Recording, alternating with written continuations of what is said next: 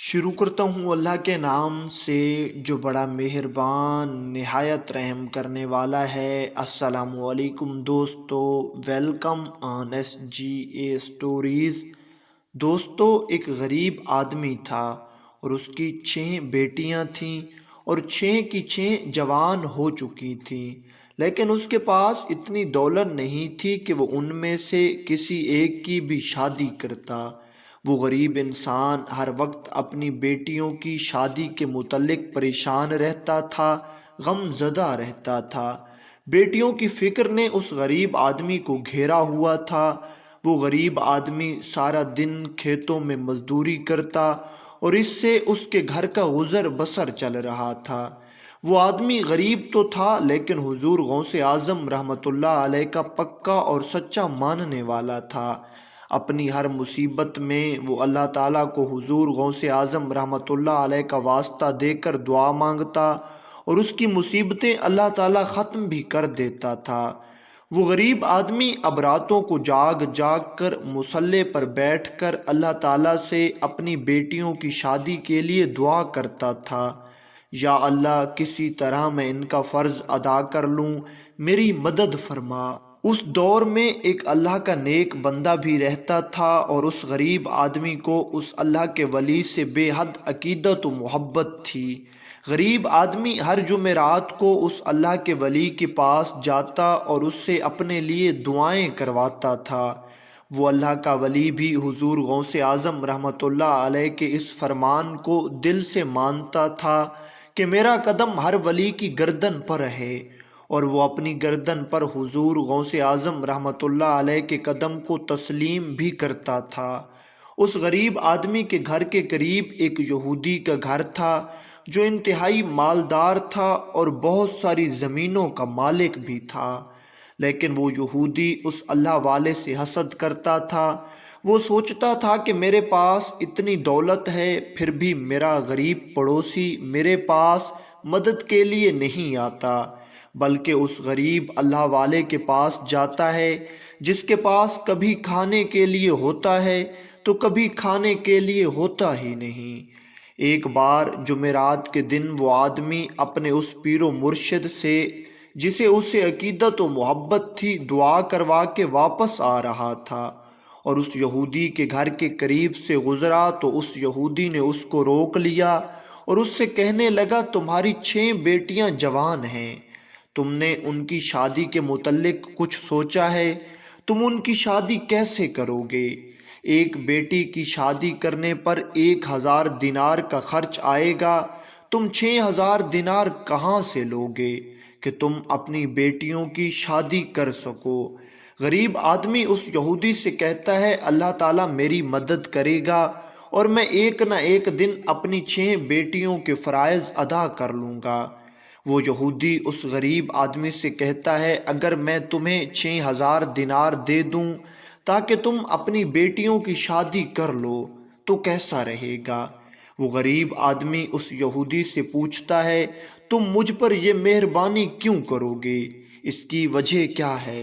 वो यहूदी कहता है, एक शर्त है, अगर तुम्हारे पीरो मुर्शिद मेरी ज़मीनों की रखवाली करें, मेरे माल मवेशी की खिदमत करें, 1 महीना खिदमत करेंगे तो मैं तुम्हें 1000 दिनार दूंगा, और अगर 6 महीने खिदमत करेंगे तो मैं तुम्हें 6000 दिनार दूंगा।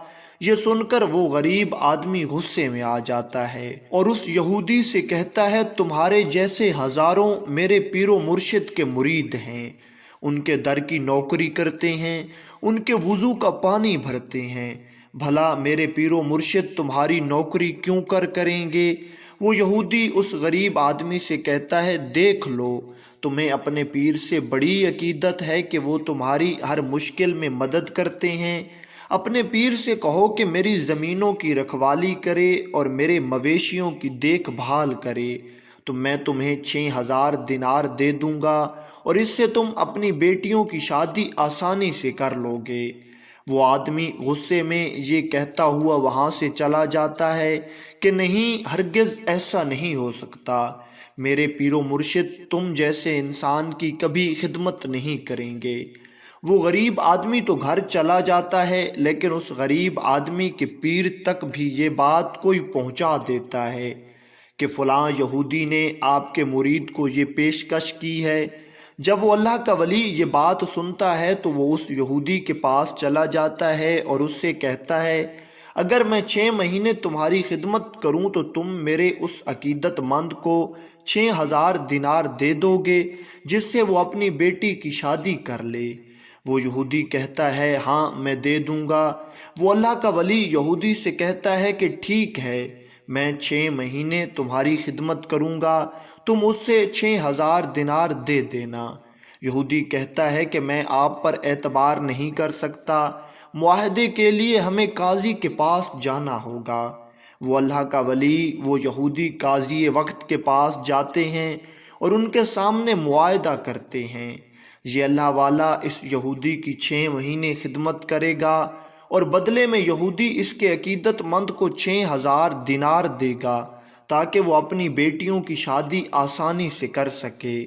معاہدہ ہو جاتا ہے اور وہ اللہ کا ولی اس یہودی کی زمینوں کی دیکھ بھال اور مویشیوں کی خدمت میں لگ جاتا ہے، اور وہ غریب آدمی بھی بادل نخواستہ 6000 لے کر اپنی بیٹیوں کی شادیاں کر لیتا ہے۔ یہ بات پورے علاقے میں پھیل جاتی ہے، اور جب یہ بات اس وقت کے بادشاہ کو معلوم ہوتی ہے تو وہ اس اللہ کے ولی کی نیکی سے بہت متاثر ہوتا ہے۔ وہ بادشاہ اپنے سپاہی کو ایک تھیلے میں 12000 دینار ڈال کر دیتا ہے اور کہتا ہے کہ جاؤ یہ 12000 دینار اس اللہ کے ولی کو دے آؤ اور ان سے میرا سلام کہنا، اور انہیں کہنا کہ 6000 دینار یہودی کو واپس کر دو اور 6000 دینار اپنی ضروریات میں استعمال کر لو۔ سپاہی وہ 12000 دینار اس اللہ کے ولی کو دیتا ہے اور بادشاہ کا پیغام بھی سنا دیتا ہے۔ وہ اللہ کا ولی وہ 12000 دینار والی تھیلی اٹھاتا ہے اور اللہ کی راہ میں غریبوں میں تقسیم کر دیتا ہے۔ ادھر جب یہودی کو اس بات کا علم ہوتا ہے کہ بادشاہ وقت نے اس بزرگ کے لیے 12000 دینار بھیجے ہیں تو وہ سوچتا ہے کہ اب وہ بزرگ 6000 دینار مجھے واپس کر دیں گے اور میری غلامی سے نجات حاصل کر لیں گے۔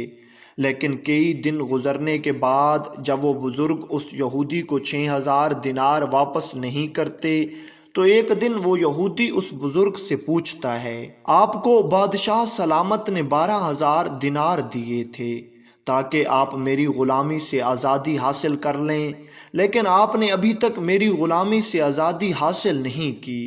وہ اللہ والا اس یہودی سے کہتا ہے کہ میں نے وہ 12000 دینار اسی وقت اللہ کی راہ میں تقسیم کر دیے تھے، اور جو میں تمہاری خدمت کر رہا ہوں تمہاری غلامی کر رہا ہوں، اس کا صلہ مجھے اللہ تعالیٰ سے چاہیے، کیونکہ بیٹیاں سانجھی ہوتی ہیں، اور میں تمہارا کام کرتے ہوئے خوشی محسوس کرتا ہوں کہ اللہ تعالیٰ نے اتنا بڑا نیک کام مجھ سے کروایا ہے۔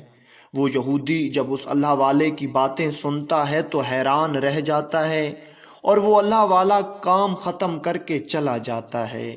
اگلے دن یہودی جا کر اس اللہ والے کے قدموں میں بیٹھ جاتا ہے اور ہاتھ جوڑ کر عرض کرتا ہے، حضور مجھے معاف کر دیں اور مجھے اپنے دین کا کلمہ بھی پڑھوا دیں۔